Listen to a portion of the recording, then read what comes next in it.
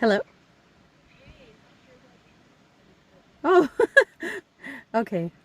Let me make sure that I can hear you okay. Can you hear me? Yeah, I can hear you. Okay, perfect. There we go. Good. Are Technical you on your lunch difficulties. hour?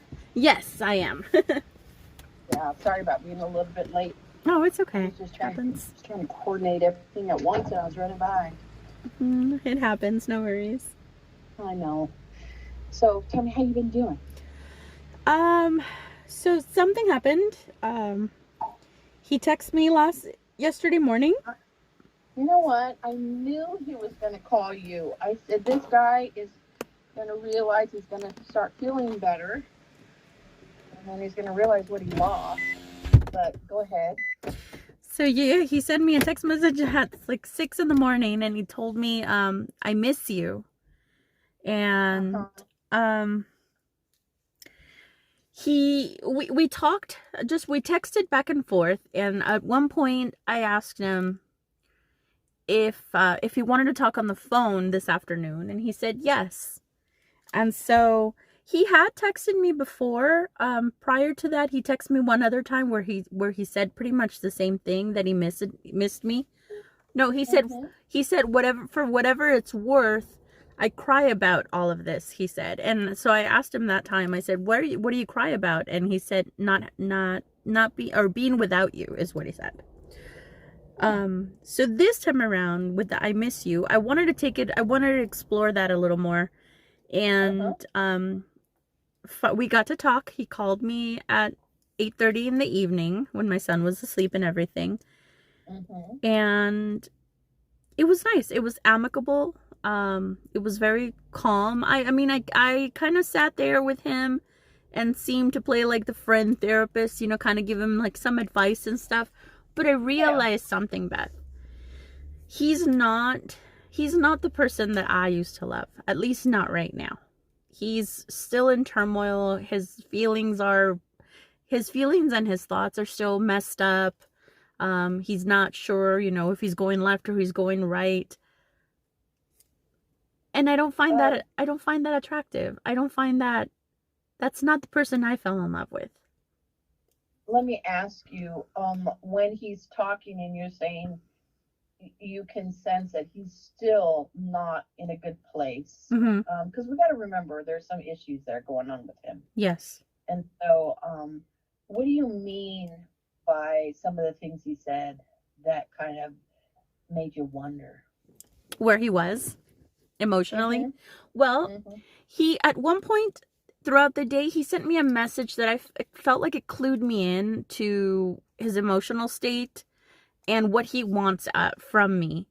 And he told me that no one's been there for him, that the friends that he quote unquote his friends haven't even checked up on him. They kind of just dropped him off at his new place, and no one has bothered to call. um he realized that no one cares about him, and I was the only person that cared about him, truly cared about him. He says, I have nobody, and I'm gonna die young without you, he said. um and then Yeah, just that's not that's like that just sounds really needy to me. and like, I mean, I almost wish it was something like, I mean, what speaks health to me is something like, you know what, I realize what a good person you are, yes, and what we had together as a family, and thank I you. really miss your son, and Yes. there's something about the stability of us being together, and not so much like, well, my friends just aren't coming through, so Yeah, you know. exactly. And That's this the is part that bothers me. same, Beth. And that's why I wanted to talk to him, because I wanted to see, okay, maybe he's wording things differently. But it gave me the impression, well, I realized that you're the only one here for me. So Me. me. And so Yeah. the whole we talked, and again, it was amicable. It was just mellow. I can tell he's conflicted. He's treating me like a very platonic friend. I did ask him a few questions, like, did you stop loving me? Because I'm like that. I want to know. Yeah. No, okay. And he said no, that he hasn't, that he even has me on his phone as my love still. Like, he hasn't, his feelings for me haven't stopped. He's just so conflicted with everything. Yeah. And we, we hung up, we said goodbye, and it left me unsettled. So I went and I did my little journal and kind of got my feelings out. It made me cry because I miss the person that I fell in love with, and I could tell that there were moments where I heard that person, but he's not really there. So Can I ask you a question? Because people don't normally change like that. hmm Are you sure there wasn't some of that maybe you just didn't realize? like, what do you mean? Like he just, I'm just basing on what you know you've told me. Yeah, But he's kind of self-centered. It seems to be he a lot is. about him, Yeah. and I'm not sure. And it seems like you kind of save him and you bring him in, and Yeah. that kind of thing. Yeah. Was was he still self-centered? I mean, when you guys got together, No, not at first. Not really? and I he was unless he was mirroring me, he was attentive, he was sweet, he was doing things around the house. He would turn around and say things like, I've never used this word, but I need to use it in this relationship. I feel blessed. And he would come and give me a hug while I was doing dishes, or there were Just kind and affectionate, loving, yeah. yes, attentive, caring, loving. Um, there were moments where I had to cut him some slack because I felt like he hasn't really been in any real serious relationship. So there were little things like, like, don't be self-centered, think about us. I would talk about those things, and he would Yeah. try to do things differently, and I appreciated that. But he was very Yeah, and much we all have engaging. some self-centeredness, I Yeah, mean, it's not like, we're perfect or anything. right. But he was very engaging. He did try. He just all the this was like Jekyll and Hyde. It really was. Yeah, and I think that's that bipolar thing. I think so. And I feel guilty because I know that I'm the only one. I literally know that I'm the only one who held his hand, and he was thriving here. He was getting his driver's license. He had his medication that he needed. He had a good provider that was interested in his mental health and his physical health. He had good things happening here. He didn't look ashy pale like he did in Portland. He had color. He smiled all the time. He said he's never smiled this much in his life. I knew he was doing good here. He was thriving. My son loved him. Yeah, I it, loved it him. sounded it was more stable, and he needed the stability. Right. And then we hung up the phone, and I did my journal, and I realized that how much that's hurting me. It's hurting me to be hopeful. And I feel like I can't wait for him to get better. This is why I feel guilty too, because I feel like I'm the only one who can really be there and be supportive for him, and I'm turning my back on him. But I have to think about my son, and I have to think about me, and I have to be okay. And I You know can't just what? I wait for didn't him say to. that, but it's true. If it was just you, that'd be one thing. If it was just you, and you could deal with some of this stuff, and knowing that he's going to have his ups and downs, but we got a kid to think about, and that puts it on a different. I mean, I don't dislike him Right. at all. Yeah. I just wish that he was healthier Yes, for me your too. son's sake.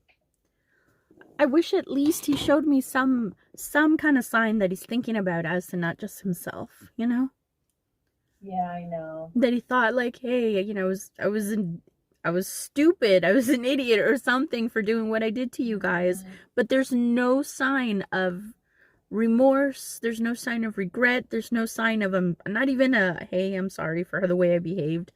Nothing. Just Yeah, it's just I'm realizing that all my friends are gone. yeah. And yeah, I know. So I I don't know. deserve. And you know what I hate that, like, I read into what people say Yeah, sometimes. Because same. there's part of me even that wants to, on the surface, just hear it like, oh, you know? And you know what I'm saying? Like, Yes. you know, like when we're kind of naive, you know, like, oh, Yes.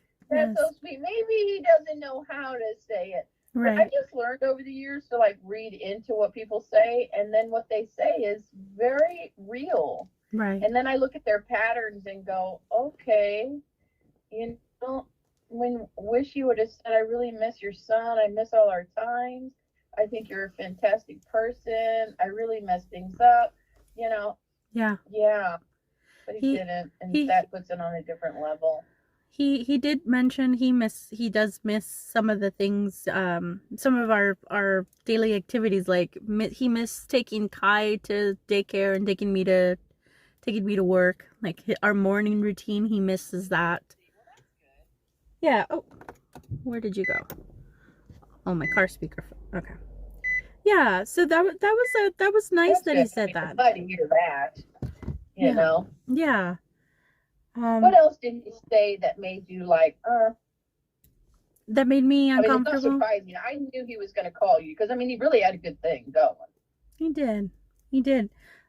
I felt like I needed a little more. I needed a little more. Hey, I'm thinking about the things that happened. I'm thinking about the way that I went about things. I'm thinking about your feelings. I'm thinking about Kai's feelings. I mean, he left us just days before Kai's birthday, and Kai just, I know he was very sad about that. I know he missed him because he kept bringing him up, and Yeah. It's like, yeah, like why? Because he's just a boy, baby, yeah. you know, he just really is. So I don't know, an apology, just something to indicate to me that he was thinking about those from the heart. Mm-hmm. I needed something, and I didn't see much of that. He's very much about him, and I know that the Warriors, there's a YouTube channel that the guy that runs that channel has the same diagnosis as Joshua, and he has really insightful videos. I've learned a lot from him. So I know that that guy mentions at one time or another that people with undiagnosed bipolar disorder tend to really think about themselves and not much else, because they're thinking about their mania, they're thinking about their depression, they're very self-centered. So I can see how Joshua at this point is just about himself, not so much about, you know, being super rude to his mother, or being that he abandoned us, or he's not really thinking too much about it. Or if he is, he's not telling me about it, and I wish he were a little more open. Yeah, even though what people say is really what's at the forefront of their mind. Yeah. It's usually comes out of their mouth. And You so know. it's all about him at this point, and I don't deserve that. I can do better. So Well, yeah, and it's even bigger than, I mean, I think you definitely could better, but I'm thinking like, you know, you really did your best I did. to try to provide him a safe place to heal. And then you have to come to a point where like enough's enough. Yeah. But did it make you really sad, or did it just like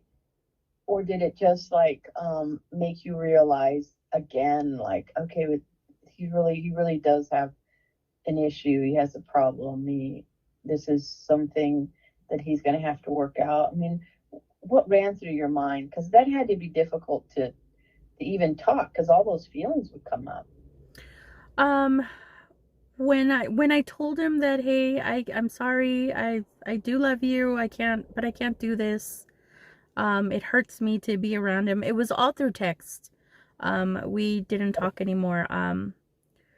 But it at that moment when I was saying those things, he tried to let me know that he's going through things, and his feelings are all messed up and everything. And I was sad. I was crying at that time, because I didn't want things to necessarily, I wanted to work on things, but like I said, I needed something more. So here's what he said. I said, I told him, I'm very much affected by us. I'm sorry, Joshua, but I can't be your friend. You seem to be fine by it, but I'm not. And so I sent him to my journal that I wrote. I have to detach myself from you now. And I called him love. I'm sorry. Please thrive. I will quietly root for you from afar. I just can't pretend like this doesn't hurt me. And so he said, it's not smooth sailing for me either. It's a lot of interesting emotions to juggle, feelings I don't quite know how to handle. And I said, it's okay. We're both walking different paths. And he said, in the feelings in my heart, and the feelings in my heart haven't just escaped me, he said. I told him, thank you for the beautiful magic we shared during our time together. He said, it's difficult. It's difficult to, this is what he said, it's difficult to know a world without you. And I said, baby, it hurts me so much. I said, and I told him, you're living in that now. And he sent me a little sad face. I said, I have to erase you. I just can't pretend I'm okay this way. And he said, I can't erase you. And that's all that was said. Wow. How were you after that? Because that's pretty intense. I cried for a little while. I did. Yeah. Woke up with like swollen eyes. Yeah, you mourn the person that you did love. Yeah. And you know, something interesting also happened. I've never just let go of somebody that I love. I'm usually the person that stays till it's just so done and I'm just left behind. I was kind of proud of myself too. I was hurting, but at the same time I was kind of proud of myself for kind of putting my foot down and choosing myself. So I'm very proud of you for doing it. Thank you. Yeah, because that's not easy. That's not easy. It's so easy for us to just let our heart get the best of us. It is. Oh, I know. And it's not been wasted time. It just was. And it just didn't happen. Yeah. Like you hoped, you know? Yeah. Oh, yeah. So then he didn't contact you after that. When was that text? That was yesterday night. I think at 11 or so. Yeah. I hope he gives you the space that you need. Yeah. I kind of feel I blocked him from my social media a few days ago, and I know that he felt that sting. He always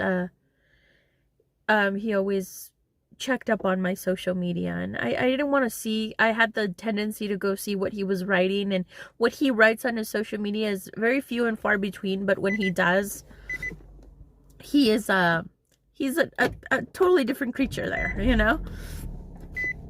Well, I have to admit, I'm proud of you, the fact that you did that, because sometimes it takes a person a long time because they're trying to ease away from it. But Yeah. You conquer, I'm telling you. It's like you just like, hey, you know what, cocaine's not good for me. I'm not gonna do it. Even though I'm not saying he's that bad, but you know what I'm saying? I'm proud of you to say, like, okay, this isn't good for me. I'm not doing this. and doing the right things to make that happen, because every time you touch it, it throws you back. It does. Yeah. And it's not like you're in a rush to have a relationship or anything. No, I wasn't. When I met him and when I met the other guy too, I'd been single for a few years, and I actually got quite comfortable being single, and there was 1 year I remember where it was like agonizing and I wanted somebody and I felt so lonely.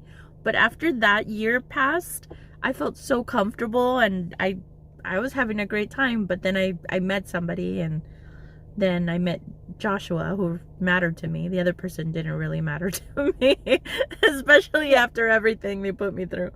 And so, yeah, just, it sucks that it didn't work out, because it really felt like we were compatible and we had a lot of the same wants, and we had a lot of chemistry, and it was just nice. It was nice.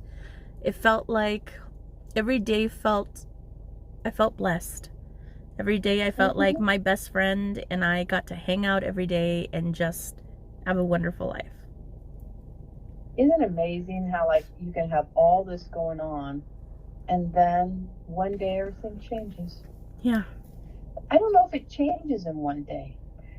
You know, when you look back, I think it actually takes some time to change, and then it just kind of Yeah. hits the, you know, Yeah. the breaking point, and the things pour over, and it feels like, my word, what happened? Right.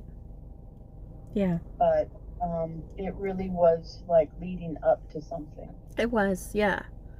He was gonna, I think he was gonna have an episode at one point or another. It was just a matter of time. Yeah, yeah. I sure hope he gets like the help he needs. I really Again, do it's not too. ability, but He's he's he's someone who needs a lot of hand holding, and he has a lot of anxiety, crippling anxiety, so I'm afraid for him because I know he hasn't done anything so far to get a provider, and I don't know if he was hinting at us getting back together at one point, but it just, like, again, it's just, he didn't say anything specific like that, but he, he made it sound like I'm the only one who could help him. And, well, obviously yeah. I can't help him from afar unless he wants me to call, fill out paperwork for him or call his appointments from. I'm not about to do that. Yeah. And it's really kind of sad to think, like, in some ways that the person needs you. Yeah. It kind of reminds me, and I know this is probably not the greatest analogy, but it kind of reminds me of, like, sometimes, like, wives will marry somebody and then their husbands die, and then they really haven't gained any real skills or anything to take care of themselves, and they just don't have it in them. And so they marry somebody and get together with someone not because they necessarily want to, or like want to stay, but because they have to. And that's never a healthy relationship, because you have to, because Yeah. that person is able to take care of you and provide you the stability that you need. I mean, haven't you ever met anyone like that? Like the woman, Oh, yeah. it's like, he has to be with this person because he provides her the stability that she needs. And I always think, like, That was my mom. Yeah, that was my mom. She just stayed because she didn't, I think she had a lot of anxiety and she just couldn't work. She couldn't be independent. And I know that that's one of the things that my mom didn't, I hate to use this word, but I know her sister has used it, so I'll use it. I know that was one of the things my mom was jealous about me about, that I kind of took off and left the comfort of San Diego and moved and adventured on my own to figure out my own place, my own space. And something that she could never do because she had to tie herself to somebody. Yeah, nah, I get what you're saying. It's like people that are always looking for somebody to take care of them. Yeah. And sometimes they have to have that. It's almost like your ex. I mean, in some ways, he does have to have that. Yeah. Yeah. Someone to take care of him. And with his condition, he needs a support system. He doesn't have anybody to be a support system. So that's where my guilt comes in. Am I turning my back on somebody who really needs me right now? And well, I don't think of it like that.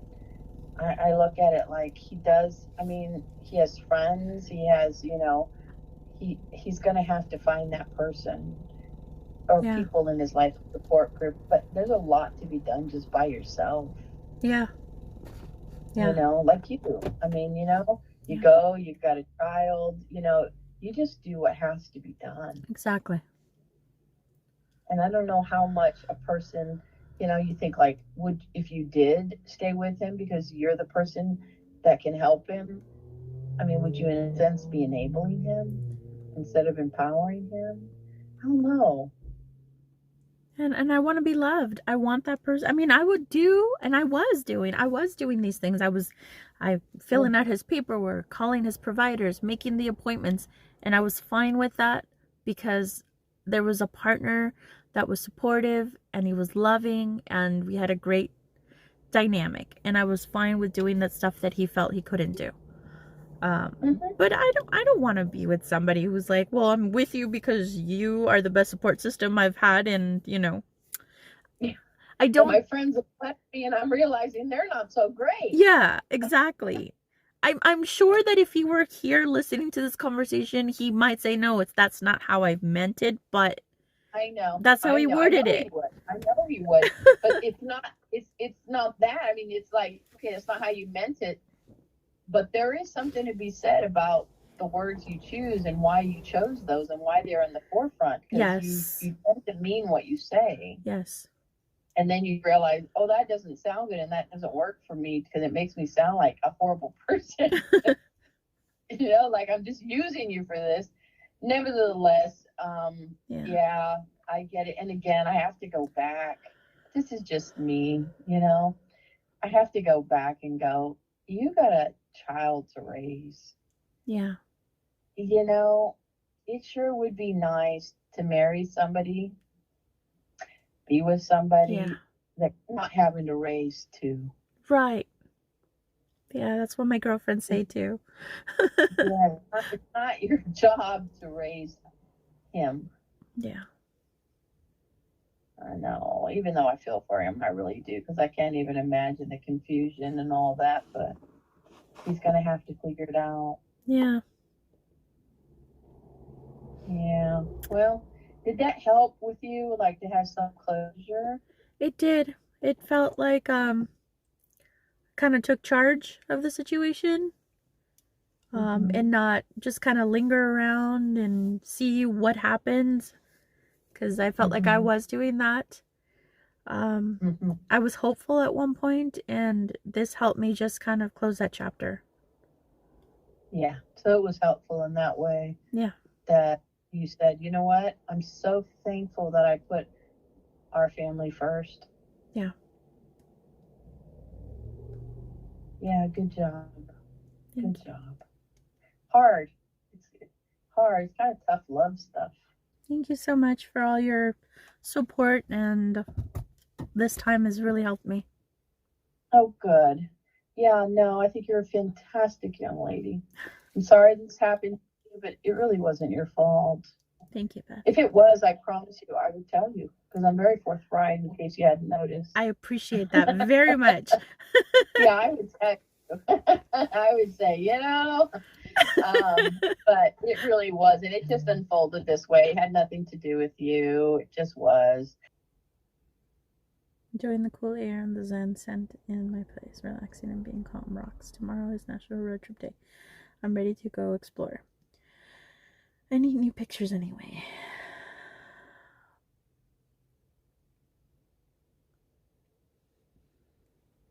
Ooh, I can't wait to see your new pictures. Definitely. I'm glad that you're enjoying and having a zen day. I'm glad you're enjoying your candles, and definitely time to get artsy and creative. This weekend I'm gonna be painting. I've got some painting ideas, and I'm trying to organize a girls' slumber party so we can make some manifestation boards and maybe even get drunk. It'll be fun. Definitely a bonfire at the beach. Everybody seems to be down for that. But sending you love, and keep having a wonderful day.